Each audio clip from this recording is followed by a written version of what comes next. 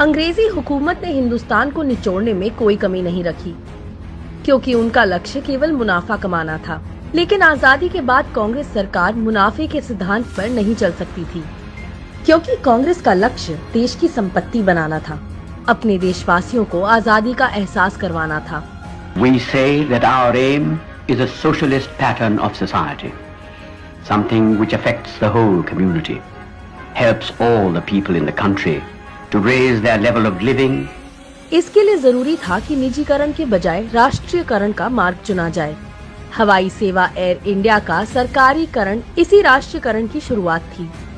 JRD Tata द्वारा स्थापित air India के शेयर भारत सरकार ने खरीद लिए और एयर इंडिया इंटरनेशनल के नाम से अंतर्राष्ट्रीय हवाई सेवा शुरू की गई।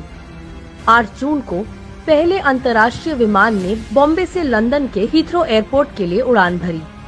इस सफलता से उत्साहित भारत सरकार ने 1948 से 1950 के बीच कई देशों के साथ अंतर्राष्ट्रीय हवाई सेवा शुरू की।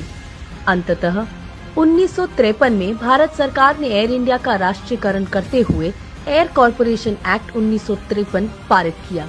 इस महाराजा ने मुश्किल वक्त में देश का साथ दिया और कई मिशन को अंजाम तक पहुंचाया और लोगों की जान बचाई। परंतु वर्तमान में निजीकरण की अंधी दौड़ में महाराजा खुद धराशायी हो गए। मेहनत से खड़ी की गई देश की संपत्ति को कौड़ियों के दाम बिकते देखकर निराशा होती है, क्योंकि आज मुनाफा ही मौजूदा सत्ता का मूल उद्देश्य बन गया है। भले इसके लिए देश की संपत्ति को बेचना तक पड़े, और ये देश की संपत्ति मात्र नहीं बल्कि धरोहर को बेचने का दुस्साहस हो रहा है।